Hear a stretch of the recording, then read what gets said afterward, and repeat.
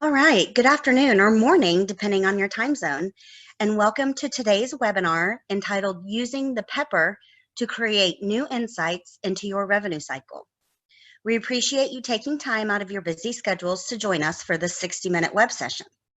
Before we begin, let's cover a few housekeeping items. All attendees have been placed on mute in order to eliminate background noise.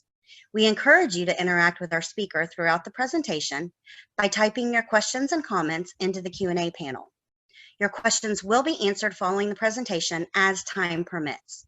We may not get to all of your questions live, but we will be providing you with an FAQ document with the questions and answers received throughout today's session, as well as the PowerPoint presented and a link to the live recording within 5 business days.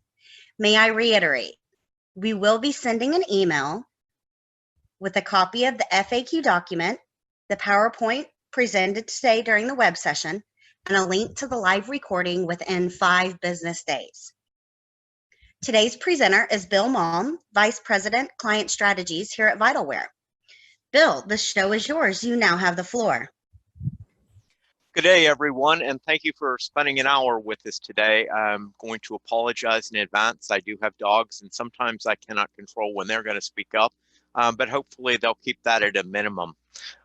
Today, the overarching theme is using a document that's well known to all of us, the Pepper Report, in rather unconventional and new ways to adjust and audit your revenue cycle and find possibly lost charges, overcharges, and compliance risks.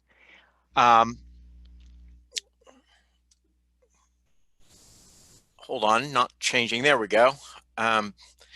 Today, we're going to talk about a source authorities. Now, for those of you who may not be exposed to the Pepper, we'll go through the source authorities, the versions, the updates, and where you can find more information, including training documents, as well as videos. Then how to use the Pepper in a conventional way, and then we'll go and talk about new ways to use it that is rather unconventional. We'll talk about the importance of a category known as Medicare spending per beneficiary. The Pepper tool being used now more and more in a charge capture environment and integrating the Pepper into all aspects of revenue integrity. We'll start with your objectives, which are to identify any source authorities. And we have given you the link to the source authorities, which change quarterly. So it's very important. Today's presentation will be dated almost immediately. So make sure you get the most recent authorities. The types of reports and coding versus admission types of Pepper, and the importance of the Medicare spending. So we're going to start off with just a high level. What is Pepper and why is it even important? Well, it is designated by many government agencies to be part of a comprehensive compliance program. The Affordable Care Act and OIG have both stressed the importance of working compliance program to ensure that claims are accurately supported.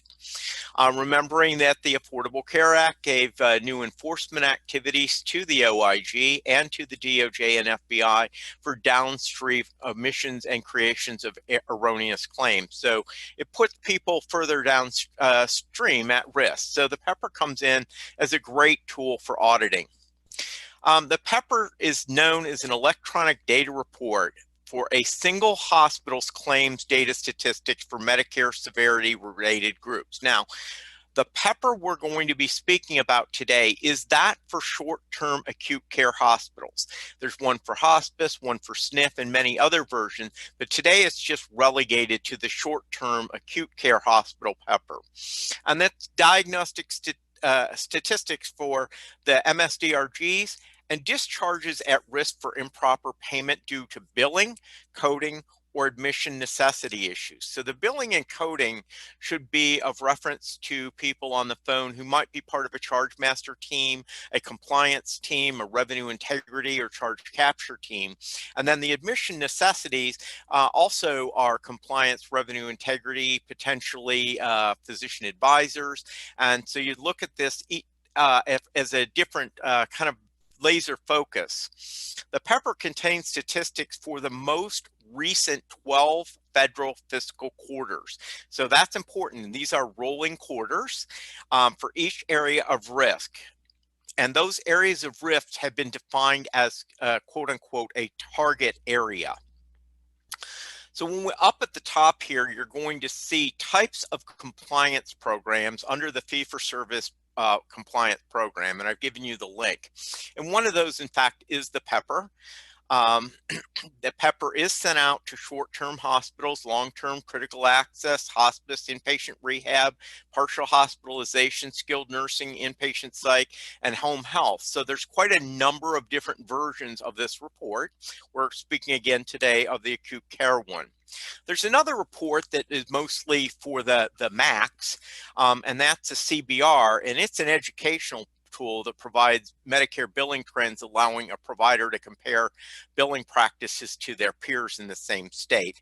So there are several different types of compliance program reports that you will see on this website, and I urge you to review them, and that some of them may be helpful to your programs. Excuse me, we are on the 28th edition, which was the fourth quarter 19 release. We did not see one in 2020 as yet. It would normally, if this quarter, be coming out in April or June, but it's not necessary that every quarter there is a release, but they are updated and reviewed quarterly in case of a release. And I've given you the actual website address there, but more importantly, under the PEPR training resources, there is the manual, which is very instructional. And I've included in your handouts today. There are example reports, there are training videos, there are testimonials as to why this is important and how they used it. So that's a great resource. Again, we look at the type of PEPR reports on their site, and this is a screen scrape of their site, which shows, there's a user guide, training materials, but then under hospice, you'll see a map of the PEPR retrieval by state, and critical access, same thing. Home health. So you're starting to see, where they're actually getting retrievals. The SNF PEPR retrievals by state may mean also that your location for downloading your specific PEPR report may be different by state. So the short-term acute comes from quality.net, but not all of them do. Again, we're in the 28th version. It's updated quarterly. And the key to this is to use the most current version, because some of these items for the admission and the coding will change, drop off, or new ones added on a potential quarterly basis. So for a hospital, you would go through Quality Net portal. That is an electronic encrypted portal. I download your PEPR. It's not available by any other method. So if somebody in the institution has access to quality.net, my guess is it's going to be care transitions team or care management team. We'll have that and pull it down. Then, because it's only open to minimally able people that within your institution, so everybody doesn't have access, what is recommended is that you put it on a website that is in fact encrypted, so that team members who need to use the PEPR can have access through the entire quarter. So basically, one person's going to pull it down. You'll have to designate who that person is, have IT create a folder on your secure website where not everybody in the facility, not every employee has access to it, and then download your PEPR there. It is very confidential information, so obviously you want to make sure that you have the normal security authorizations to be able to get it. So who are the stakeholders? It used to be just concerning compliance or potentially care management, but in fact it has changed dramatically over the last 2 years to include revenue integrity, especially the charge capture team, compliance, care management still, but patient financial services, HIM coding, CDI, medical staff, and so therefore there are more members and stakeholders. So the creation of the accessible intranet site is fully recommended. So what does the manual look like? Let's just take you a quick trip through this manual. The manual itself is in 9 chapters. Obviously, Chapter 9 gives you explicit details on how to get it. One is a nice overview of the pepper, how it's used, why it was designed, how it came into being. Then Chapter 2 tells you what kind of data that they are summarizing. Chapter 3 defines what a target area is. Chapter 4 is extremely important because they express percentages and percentiles. While they sound the same, they're drastically different in how the report is presented. Chapter 5 has two new key categories: top medical and surgical 1 days, and the Medicare spending per beneficiary. You have Chapter 6 talks about your comparison groups, be they a local, state, or national. 7 is how to use the pepper in the conventional method. And then Chapter 8 is your national and state data. I'm going to take a minute. Somebody said, yes, I am. Okay. So let's talk about how the pepper is divided. It's divided into 11 coding-focused DRG validation targets and into 15 medical necessity targets specific to admissions.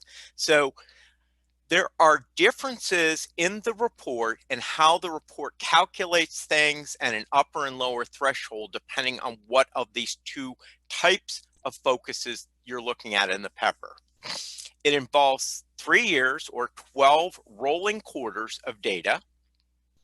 For each target area, there is a ratio that is calculated from your billing data, and this ratio is calculated as a percentage.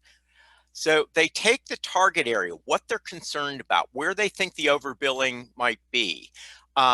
So 1 day stays, we all know 1 day stays have been a problem. So 1 day stays, they may look at the target area for that DRG, for the numerator.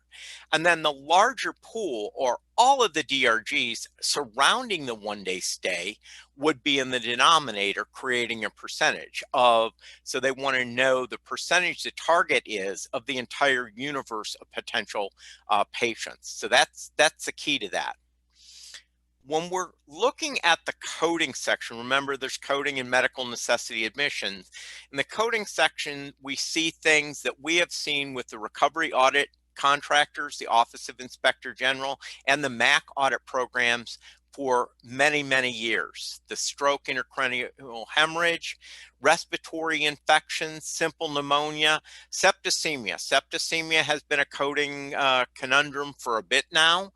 They've been looked at by multiple different audit entities. So this is telling you where you are compared to the nation, the local, or the state with septicemia. Unrelated OR procedures, MS-DRGs with a CC or MC, and surgical DRGs with CC or MC. And then your single CC or MC. They're focused on that CC and MC because through a number of iterations of CDI, CCs and MCCs become more prolific. And so they're trying to see, is that due to documentation? What is that caused by?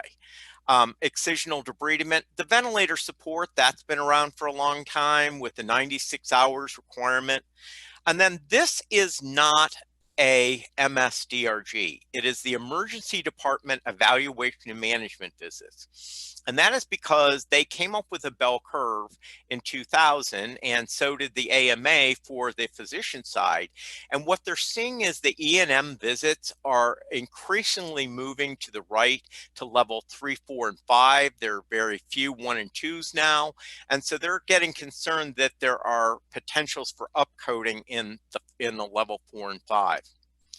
In terms of medical necessity, we're looking at TIAs, a COPD, percutaneous cardiovascular. Syncope is a big one because it's poorly documented frequently, and they feel that that's a cause for potential overpayment.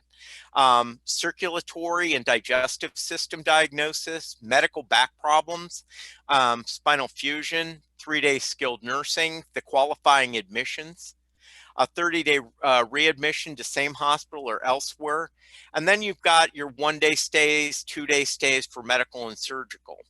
So these pepper targets also have been RAC or MAC and OIG, and they found some sort of credence that these 15 areas represent a risk to the government programs based on their medical necessity. So syncope is one that I've audited many, many times, and I find that the audit showed that there is a varying degree or disagree of documentation supporting that diagnosis.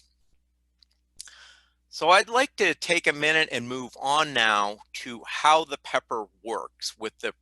We talked about the numerator and denominator target over universe that leads to a percentage. So simple pneumonia creates a percentage. So for example, 48% of the pool of COPD may be discharged with the DRG of 193 or 4. Then it ranks your percentages against a target area of other hospitals. And this is very key. Other hospitals is not vetted or otherwise adjusted for size, complexity, teaching versus non-teaching, rural versus non-rural. So you see where you stand. So it's just taking every single provider number that's listed to a short-term acute care hospital, and it's ranking your percentages against the remainder of the country, the state, or your local vicinity. From the ranking happens obviously from 0 to 100 and shows where you are. And again, these are unadjusted numbers, so you have to understand that they've not done anything with it. So it could be different for a rural hospital versus a tertiary care system in a metropolitan. When you're looking at the percentile, you start with the percentage. So for example, we said on the prior slide, 48% were simple pneumonia. And that at your hospital is 70% of the other hospital results. You would rank in the 70th percentile. That means that 30% of the hospitals out there have a percentage ranking higher than you when compared across the whole nation, and 70% are below you. So if you're in 70th percentile, you got 30% of the hospitals that are above you and 70% that are below you. And if they've got a whole chapter in the manual that gives examples, it gives calculations, sample calculations. So I've given you that chapter location. So what does the percentile ranking mean, and why do we even care about it? Well, there's a high and a low percentile applicable only to the coding, not to the admission. The coding has a high and a low. And the government has decided arbitrarily and without any data behind it that they were going to make the 80th percentile of the nation the threshold for the high outlier, meaning that if you have hospitals that are in the top 20 percentile, you're at risk because you're scoring higher than 80% of the nation. And then it defines the 20th percentile as potential low outlier status, again, only for coding. And the low outlier also indicates maybe your coding isn't sufficient. Maybe you're undercoding compared to the rest of the country. So it might be an opportunity. Both the 80th and the 20th percentile being arbitrary only say one thing. I might want to look at this a little closer. It does not come to any conclusion whatsoever. So because they're arbitrary, they should only act a guideline to judge your performance. So the government says if you're greater than 80th percentile, you may be receiving improper payments. So you have to validate the discharges. So one of the things is, here's the 80th percentile, internally review your cases, make sure the documentation supports it. This could be occurring because you're treating a lot of really sick patients, stroke patients, complicated patients. So this could be a tertiary care center. This could be an integrated delivery network with tertiary care and trauma. You could be a center for stroke and excellence. You could have a very specialized stroke neurological intensive care. that would make you treat more patients at a higher complexity than the rest of the nation. So maybe you are above the high outlier 80%, but you deserve that. You can validate that. It's not a problem. It's not a risk for repayment, anything like that. Alternatively, if you do not have a tertiary care and if you are rural and you see low complexity and you're moving high complexity in a acute care transfer type of scenario, you're not likely to be above 80 percentile of the entire nation. So you would want to look at that and look with a keen eye and say, does the documentation support it? Did this get coded right? And so these are opportunities for improvement. These also should be audited proactively and randomly to make sure your documentation supports it. So this 80th percentile, I've heard a lot of people say the government's going to come after me. We're over 80. That's not exactly true, because this PEPR is an educational document to help you learn where you may be at risk for under or overpayments for coding, and invites you to do some more research. Again, if it's coding, there is a lower percentile. This is not true for the admission medical necessity. There is only a high outlier for them. This is a low outlier for the coding. And it says you may have an opportunity for improvement. Alternatively, you may be a hospital that doesn't do a lot or may not have high complexity. So you might choose to review the surgical discharges with CC and MCC and say, well, did the documentation support a CC or MCC? Do I need CDI to look at this? And come and do some random audits and see if potentially you might be undercoding. Sometimes if the documentation isn't cutting edge, the coders are placed in a position where they have to make a judgment, and they will not judge the CC or MCC because they cannot get there based on the documentation. So very possibly it is a documentation issue. It could be a templating issue within your EMR, all sorts of things. Or it could just mean that you're doing surgery on an extremely healthy patient, uncomplicated. And the easiest way to look at that is to look at your anesthesia records and say, do I have an ASA or physical status indicator less than 3? If they're all 1, 2, and 3s, they're pretty healthy. If, however, you've got a bunch of 4s and 5s with your unhealthy, then you've got a disparity, and you need to look at why the coding is not representing the complexity of the surgery or the patient. So these are just examples of how you use it internally. So what a PEPR does is it gives you right in the manual, if you use this in a conventional way, what's the numerator and what's the denominator. Unfortunately, I didn't do a very good job of this, and the photo is blurred, but in the manual it's quite clear. So if I just take stroke, the numerator is a count of the target, and the target in the mind of the government is DRG 61, 62, 63, 64, 5, and 6. So that's the target. But the universe is the denominator. So the universe would be for all DRGs, the count of all DRGs 61 through 67, 68, and 69. So it includes quite a number of additional DRGs that are not in the numerator. That will create a percentile for which the government will rank you against all different hospitals to come up with your percentile. We're going to completely switch gears now to a different concept that came around with value-based care, ACOs, where there's risk assigned to overutilization and cost. The Medicare spending per beneficiary report, which is also a tab in the PEPR. It supports and was created to support the value-based program. And I've given you the web link there that talks with the hospital compare data, and spending per hospital patient is very interesting. And if you're in the revenue cycle, you really should probably understand this, because Hospital value-based purchasing, MIPS, all of these value-based ACO, payer-based ACOs, third-generation ACOs, all of these advanced payment models, all of these have some sort of cost-based concern, meaning your expenditures need to be controlled in order for you to get the savings. So the report is designed to make the spending data actionable. The statistics can be informative because it shows you the total cost against your peers.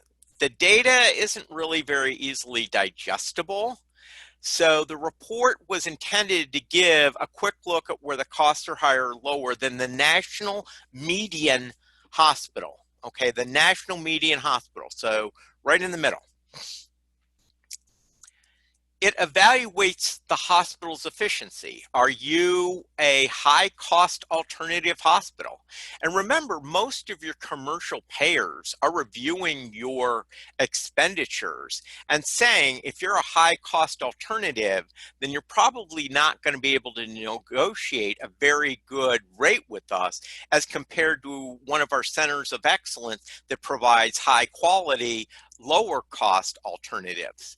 So we start to see more and more of these concepts of high-cost alternative hospitals, or high-cost low quality, or high-cost medium quality, where they're not getting included within the payer buckets, and more are becoming out of network.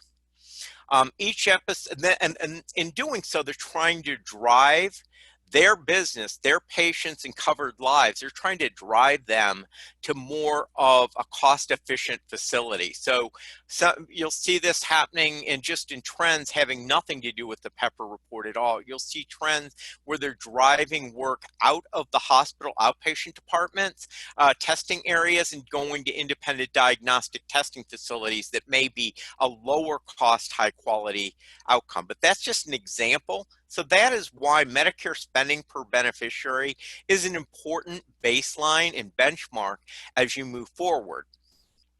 Interestingly enough, the method that they use to calculate this is 3 days prior to admission and 30 days after discharge. Well, that remotely sounds like a bundled payment, or an orthopedic bundle, or a cardiac bundle, or one of these knee and joint bundles.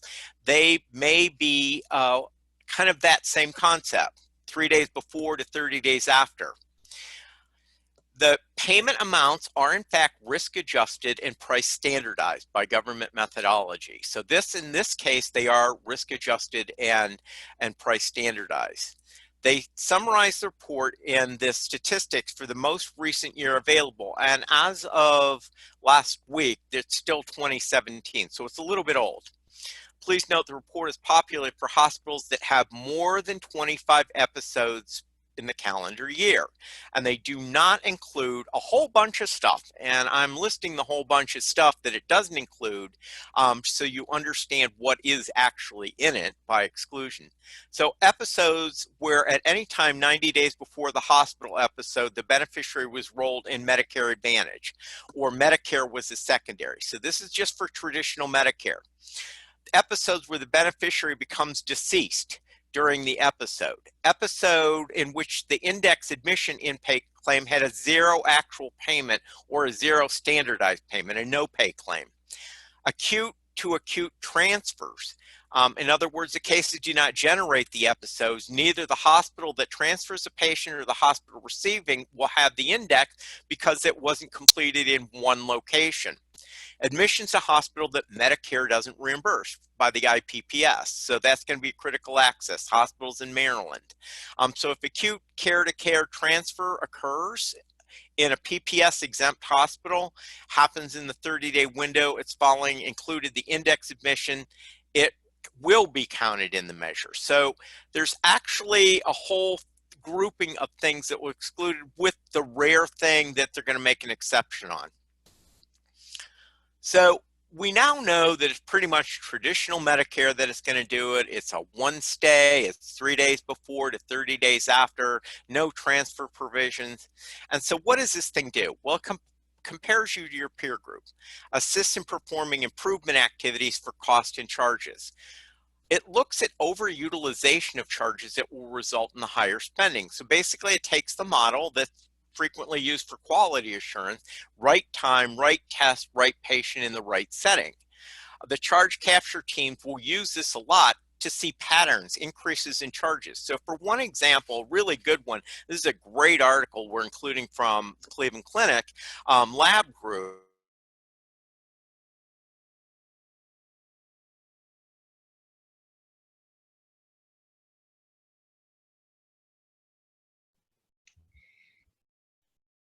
Bill, I believe we can't hear you right now. Let's make sure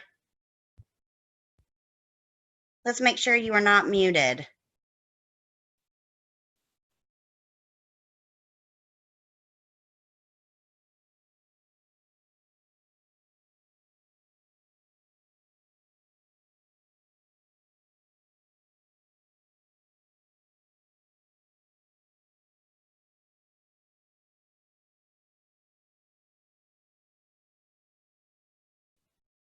All right, everyone, if you'll give us just a minute, looks like we're having a little bit of technical difficulties, and we are trying to resolve them right now. So just give us 1 second and we will be back on track.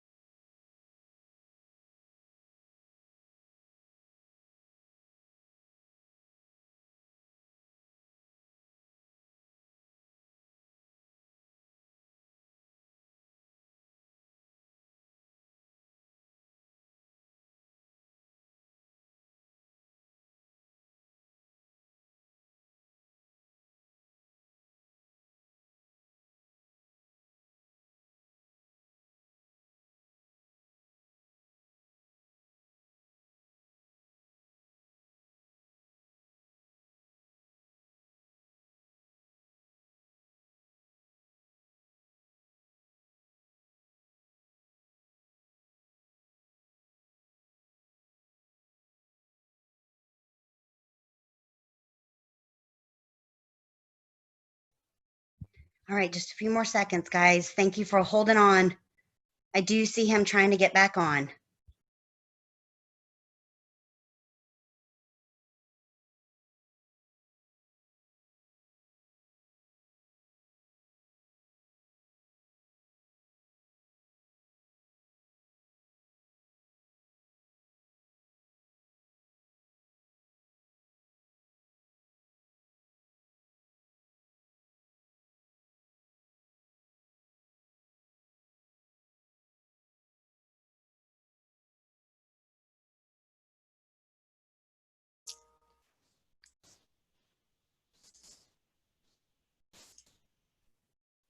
All right. Is that So you, Bill? sorry, guys. Yeah, we lost power, and that means the internet doesn't work. Welcome to Social Distancing 104. So anyhow, we're going to try to go back to the presentation, and I apologize. Does anybody know where you last heard me? Was it the Cleveland Clinic? Julie? Actually, I believe it was slide 25. 25, perfect. And I apologize for this. This is kind of my worst nightmare when doing these. So right now, we're going to talk about Medicare fee-for-service patients again, and we're going to play it from the current slide. So HEPR's only for Medicare fee-for-service. That's traditional. No commercials, no Medicare Advantage, no Medicaid. So it is extremely it isn't fair across all your payers. It's just looking at where the government thinks traditional Medicare may be at risk. But you can use the methodology to also extrapolate out to commercial, Medicare Advantage, and Medicaid, and we'll show you in a little bit how to do that. It only includes inpatient data, but it has two exceptions. The exception number one is percutaneous cardiovascular procedures as an outpatient, and then the emergency room E&M procedures. It compares your hospital to others without regard for their demographic, their service lines, their bed count, or geography. So it's just throwing every hospital together. So the complexity, the acuity, all of that, your case mix, it doesn't matter. It's just taking hospitals as a gross aggregate. There are 11, you must have 11 cases reported off a claim in a quarter to be considered for a pepper element. And so if you have less than 11, you won't have any data for that particular element. So say it's stroke, maybe you only had 10 for stroke, but you had 15 for syncope, then you'll only be seeing syncope. So it applies to the hospitals regardless of the size. So it's, for one thing, it's designed to raise a question, not answer it. The pepper doesn't answer any questions at all. It's an educational tool designed to raise a question that you as a person in the revenue cycle should be considering. And then internal audit, your compliance people, the revenue cycle people, the HIM people need to start looking at the outliers, but also look at the non-outliers alike. It's a great way to just start auditing. So what's your obligation?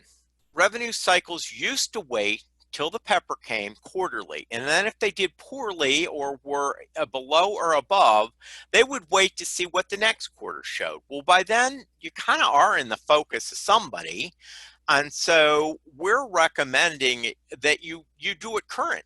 Do it real time. You will not get your percentiles as a current thing. You'll have to wait for the government to compare you to every other hospital locally in the state and nationally, but you can certainly track your percentages. And if your percentages are going up or down, what is the explanation for that? And is it, do you feel that it's going to move you? So if you're at the 70th percentile and your percentages are going up week after week after week, it's likely you're going to get into the higher percentile the next time. So you want to track yourself against yourself. And this is different than using the pepper to track against the nation or the state or your locality. Use it internally as a compliance tool to track your performance against your performance, your historical performance. So get a benchmark and then look week after week, day after day, month after month, what it looks like. It helps you identify aberrancies and perform a root cause analysis. So before I get in the pepper reports, I want to talk about a real life example. We used not the report, but the methodology of a numerator and a denominator. And the numerator was subcutaneous IM injection codes. So our concern was we were not appropriately capturing injection codes. So we used all of those injection 9,000 codes for sub-Q and IM only. Then we got from the pharmacy a list of every single J code that could only be delivered by sub-Q or IM. So no IV infusions, anything like that, just those. Removed like the self-administered like insulin.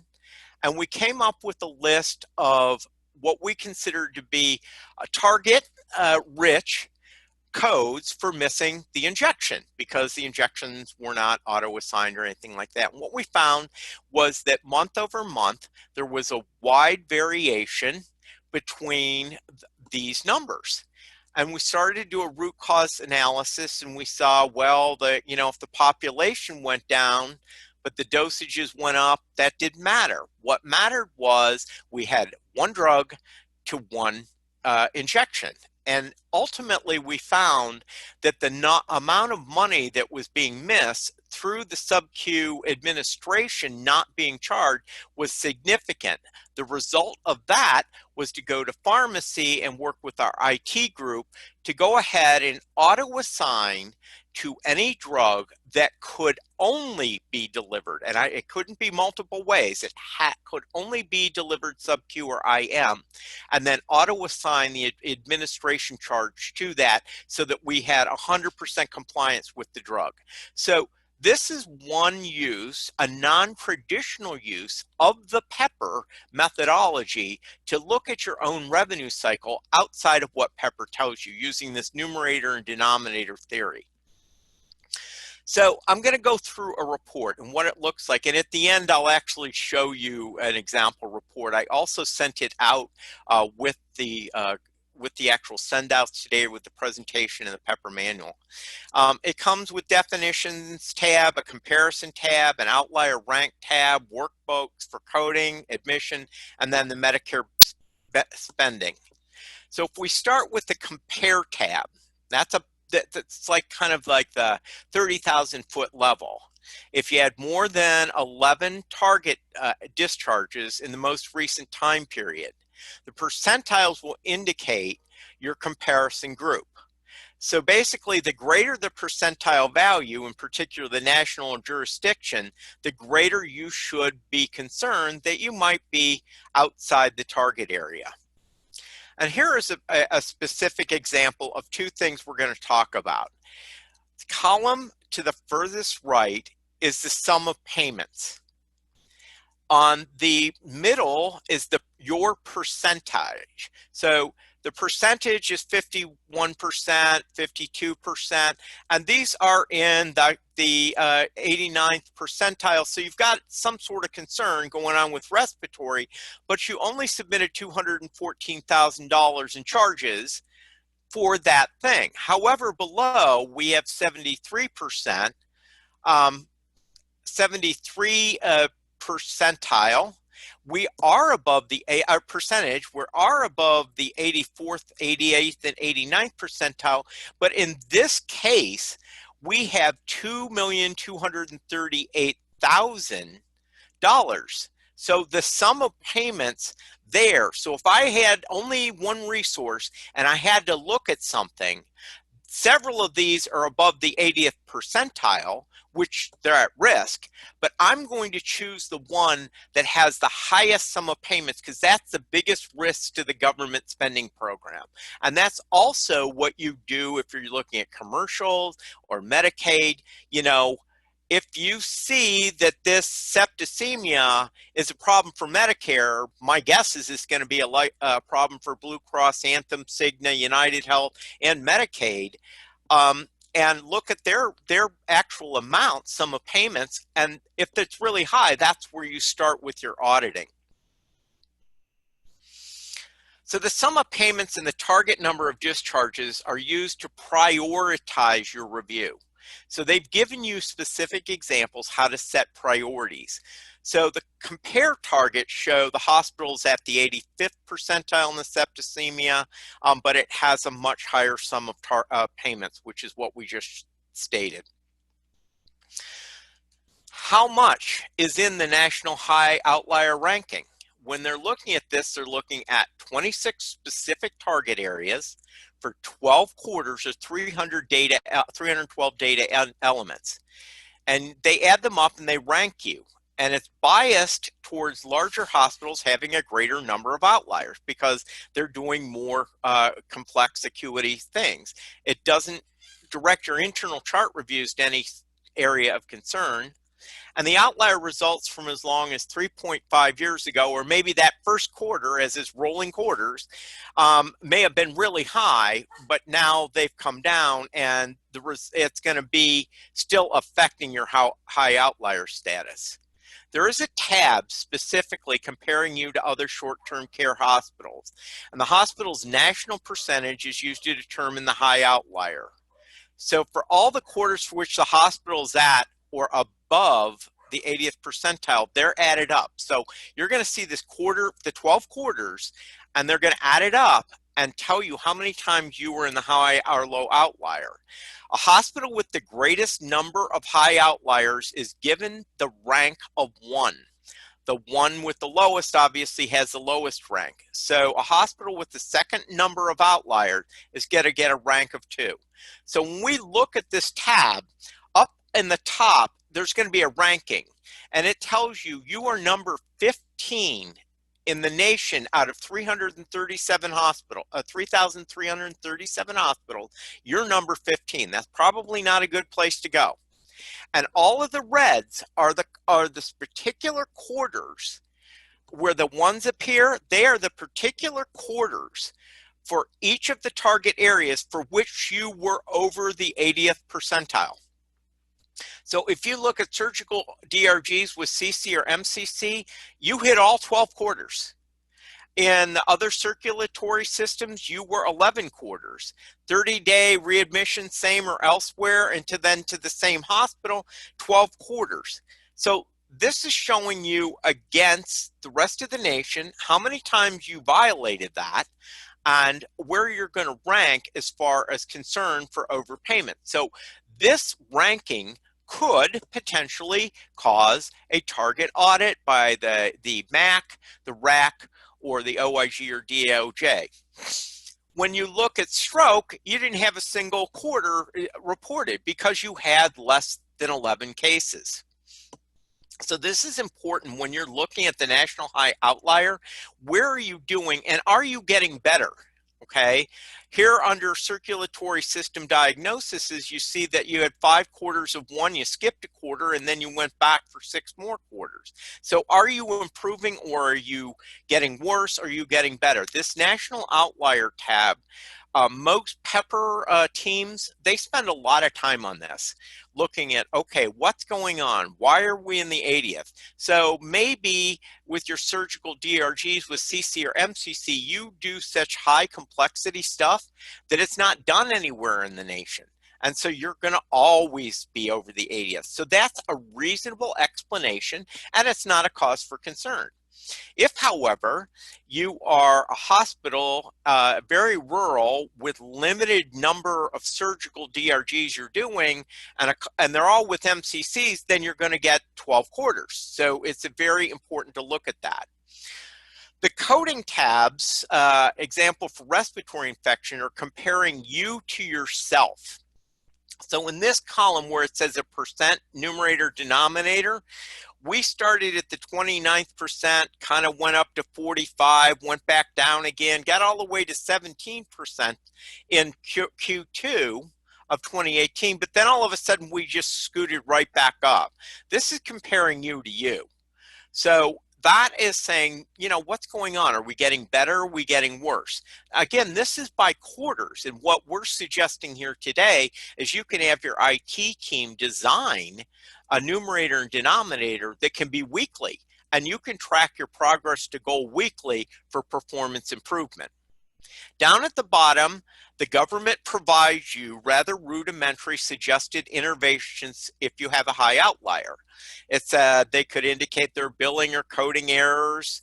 A sample of medical should be reviewed. I mean, they're very straightforward, very high. It usually starts with, you should review these records, because there really is, they don't have an explanation for this.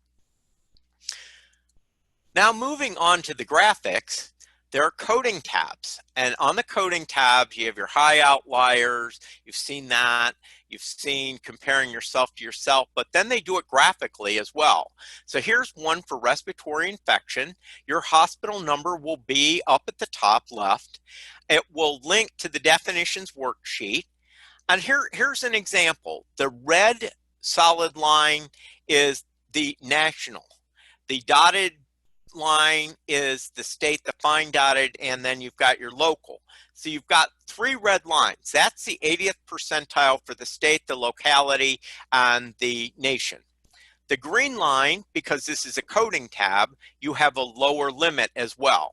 So you see the green line for state, local. Now what we're looking for here, where the arrows show you, is that on the over 80th percentile, you have shown 3 occasions where you were over the 80th percentile by the graphic. Additionally, you're seeing that you have 1 occasion where you're just below or just at the 20th percentile in a quarter. So that could be you didn't have that many cases. They weren't that complex, something like that. The patient's respiratory status wasn't that bad. So this gives you a graphic. What I like to look really quickly at is how many times do these blue bars go above the red line, and how many times do the blue bars go below the green line? Those are your quick look opportunities. They also have a medical necessity admissions tab. Now this one's is kind of unique because there's not a lot of data. And that means that they had, for this particular syncope, they submitted less than 11 cases. And the sum of payments was really quite small. So this isn't a huge risk to this facility. They don't do a lot of it. They're not doing a lot of payments. And so it's not a huge risk when you're looking at the medical necessity. So these 11, 15, 21, these are just really the number of times that you have an issue with that DRG. So on the medical necessity admission, you saw the less than 11. You also know there's no limit, lower percentile data, because the lowest percentile of that less than 20 is only for coding. The priority ranking uses sum of payments is still your way of doing that. And then the high outliers involving medical necessity should be addressed. So here's a medical necessity one. In using that prior grid that we saw where there were a lot of less than lower case, and you can clearly see the blue bars are way below the 80th percentile. There isn't going to be any green bars because this is not a coding review. This is the medical necessity admission graph. They also have a tab for the Medicare spending per beneficiary, and this is going to compare you to the nation, the median amount. And you can see that for your inpatients, you're 19% below the median. For your carrier or physician, 12. But if you own the skilled nursing facility, you're 16% above the nation's charges. So this is where you see your compare for your quality and your expenditures coming from. So it then breaks it down into 3 categories. Prior to admission, where was most of your expense occurring? During the admission, where did it occur? And then post-discharge, where does it occur? Now, this is a normal looking scenario. It started with a physician, it went inpatient, the patient went inpatient, and then ended up at a skilled nursing home. So this would be the 3 to 30 day flow. That's kind of a normal flow, okay? You also see that it starts with the physician, it goes inpatient, and then post-discharge they're readmitted. So that's not a normal flow. So this is the Medicare spending per beneficiary.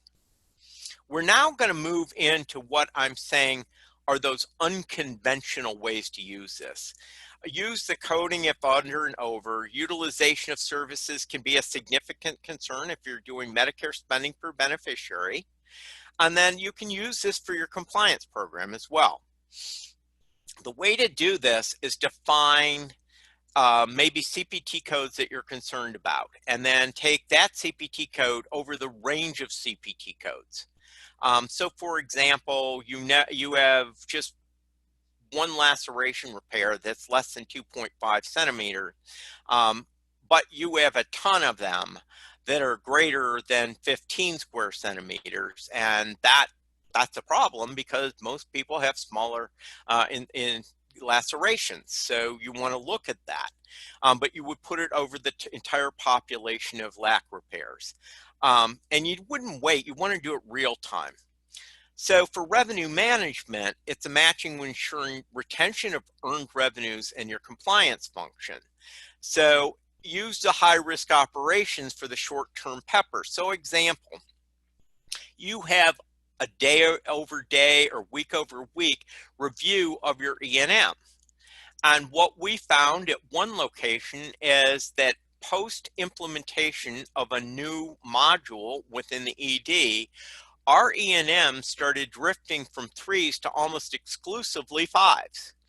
And the result in the root cause was that the system calculator, based on documentation, was set up incorrectly, resulting in a directionally construction that made them all high 5s. Had you not done the pepper type of methodology, you may just thought you were getting more and more complex patients, or you were all excited with the staff for getting higher complexity patients. But if there wasn't a higher complexity and there wasn't some big change and it was a result and it could be observed right after a system implementation or upgrade, this is a great way to start tracking these things from a charge capture standpoint. Because most E&Ms had very little front-end auditing whatsoever, the other thing we did was took the E&Ms by CPT code in the ED, and we started tracking the daily ED visits to the E&M codes, 99281, 2, 3, 4, 5, and then collectively, and we found that a lot of ED visits that were registered and did not leave but received care according to the records, many of them post-implementation were not getting an E&M at all. So not only was it doing a 5, it wasn't always capturing anything at all. So we lost revenue as well. So these types of unconventional uses of numerator and denominator really work to isolate, what is the pattern? What does it look like? So that's a great way to use it for revenue management. Here is the example of the E&M code. The numerator was 5 over all of them. We did not bring critical care in because we just wanted to see the average E&Ms. Then we went and we trained the staff and the physicians. We used fact sheets that are a kind of a result of the PEPR, where they put in concerns, and they've been issued by like different Medicare department. So this is actually an example of a physician coding one. And we made sure the physician coding calculator actually matched this guideline. And we then did the hospital point system, and we made sure that matched the calculator as far as a root cause remediation. And here's just a second page of that. So regular monitoring is mandatory in a successful compliance program. So we now say the data, because of the data analytics of what you submit and the ability to use the limited data set previously known as the standard analytic file, you don't have to wait. You can start patterning yourself against other people on using this LD limited data set. But you can also track yourself against yourself by creating your own numerical equations using your target over your CPT codes. One of the ways we've used it at the institution I was at is we took the CPT codes for surgical repairs in the ED for the physicians and the surgical repair for the ED on the hospital side, where they were entitled to both bill, and did they match? No, they did not. So that was step one. Step two was we took the CPT coding for random CPT codes, and we took the total number of that CPT code, say it was a laceration repair, and we compared it hospital to physician, and by comparing the hospital physician code, we found that more exclusively the physician coders were doing a better job at capturing that CPT code based on the documentation than the hospital coders were. Now, when you're doing a surgical repair in an ED, the code should be the same. There's really no variation. So it's using the same CPT coding guidelines and coding clinics and AMA. So there shouldn't be a disparity. And what this ended up being is the ability for us to monitor it. But not only that, it gave us an opportunity to do re-education and make sure we were getting all the benefit. In that case, the hospital was undercharging the actual what was based in the record. And we found out it was undercharging because the dictation just said at the top some sort of phraseology, and they were reading that, versus the whole body of the note that the professional coders were reading that allowed them to code to more specificity. So this is just another option for you to use the PEPR methodology of numerator and denominator to track yourself against yourself. The other thing it is gives your Six Sigma team, and almost everybody has one or somebody that's Six Sigma trained or certified, to start looking at what is this root cause. So you're going to look at the review of the documentation. frequently EMR templates that are created for physician documentation ease will pre-populate certain elements. So one of the things we found when we found some aberrancies in the Pepper numerator and denominator, we started looking at some physician coding, and we noticed that their review of systems auto-populated denied shortness of breath or cough. But then the reason for presentation that day was shortness of breath. So we started seeing where the template itself, because the physician didn't have to, they did it by exclusion, they would forget, and then they had documentation that didn't agree. So that really worked. Review the coding, the diagnosis, the procedure codes. The audit team then should be redeployed instead of always chasing the fire to proactive auditing. Start looking for things. Do you have a new service line that could be a risk because you're going to stand out? Have you become a center for excellence? Do you have a payer that says you're the higher cost alternative and they don't want to negotiate a good rate with you over a certain service line? That's an ideal time to start looking at what you're offering. And maybe you do have a higher cost alternative, but because you do something different that the payer's not taking into account. So managed care likes to use some of these results as well. And then rebuild this. If you find something that's an outlier and there's a reason, you can rebuild it. Also, VitalWare's not recommending it, but we do know it's an option. If you find something that happened, maybe a system issue where you're consistently not billing the right thing or undercoding it, you can have a system reopening for those claims. So there's all sorts of opportunities for improvement and rectification before there's a problem. It has to be divided, however, into coding and medical necessity. You cannot use the same methodologies for audit between coding and medical necessity. So there may be a different Six Sigma approach. Teaching can have an impact in the results as well. One of the coding issues we found on the physician side is they had their favorites, and one of the CPT codes that they used a lot, they really weren't using that one. They just didn't have the one they needed in their favorite. So they just always defaulted to the wrong one. So review your documentation. The other thing that we have found as a result of Pepper monitoring is got to print the documentation, because a lot of times what the payers are getting, you're just sending from your system. And it may be thousands of pages of duplicate days of lab values and whatever.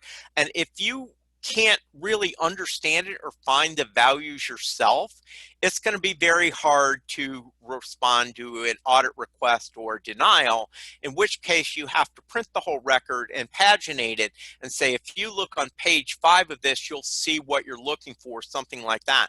The Pepper, when we did numerator and denominator, and there was one of our categories over the 80th percentile, we found out that where the documentation was when we printed it out into PDF, it was very hard to find it. It was so overridden with just all this repeat documentation that it took away. And what we started doing is writing cover letters stating the page they could finding, and then actually doing a snippet of the verbiage that they would find on that page and putting it into a document that they could read. So comparative data for several consecutive quarters can be used to help identify your target percentage if it's changed in either direction. And as a facility, waiting a quarter doesn't make sense with data analytics that are out there today. So you really need to know ongoing your trends of patterns and behavior. And it's also used as part of your compliance program. So when you do root cause, there are 5 phases to a Six Sigma project, and if you don't understand them, that's okay. Somebody in the building will. First, you have to define the problem and define it accurately. Then you measure that problem. You analyze what could be the root cause. You improve the problem, and then you maintain it by continuing to audit it to make sure that the improvement actually worked. We do use Six Sigma where I came from for root cause because they were really good at these diagrams. But daily monitoring can be done through your IT and data analytics group. The Pepper should be just one tool in the revenue integrity toolkit. It also helps you to see KPIs. Maybe you're above or below some other KPI that this shows. It is as well, overpayments is what everybody worries about, but I've also found it to be a great opportunity to look for underpayments. So the best takeaway for this presentation is compare yourself to others, but do not forget to compare yourself to yourself, because that's really where your money findings are going to be. Track the percentages in real time, not percentiles. You only get that once a quarter, but your percentage. And make sure it's ongoing, sustainable, and real time. If the calculation methodology is so hard, it takes you 3 days to pull a report, and then you have to spin it down, then you have to get rid of the aberrancies, that's not sustainable. If you can have IT write a report just using revenue and usage, that's sustainable. So make sure you can use it. Ensure you have a dedicated team that's on top of the Pepper. So once a quarter, we would spend 4 hours going through the manual, the training documents, looking at our audit work plan, and deciding where we needed to go next. Designate a person, one person, to download the quality net and put it on the intranet, and have a backup, because that person who's downloading it could take vacation from time to time, and therefore you would want a backup. Create internal audit process. We've talked to that, and don't wait until the Pepper comes to be surprised. You should know what you're doing and where you're going long before the Pepper gets there. So at this point, Julie, questions and answers. You know, Bill, that was fabulous. Well, I no, it learned so wasn't. much. I mean, my electric went off.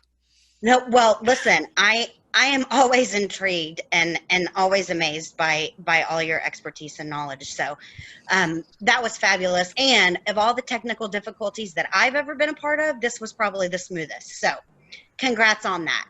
And we did have several questions that came through during the presentation, but for the sake of time, and also knowing that everyone has a very, very full plate, especially during this unprecedented time, we're going to go ahead and close the webinar. We will be providing you guys, everyone that attended today, an email with a link to this presentation, a link to access the live recording, and an FAQ document that contains all of the questions with the answers that were submitted throughout this session. So Julie, also we're sending out the copy of the user's guide, and as well as we're sending out a sample Excel workbook that you can get on the Pepper site that goes through every one of the tabs, and you can actually see every one of the tabs for yourself. It was just too hard to pull up right now, but you will be getting that as well. Okay, great. So again, reminder, you'll be getting that email within 5 business days. Bill, thank you again, much appreciated. And thank you everyone for joining us this afternoon. Good luck everyone, and stay healthy. Hope to see you in future webinars. Thank you so much everyone for joining. Thank you, bye-bye. Bye-bye.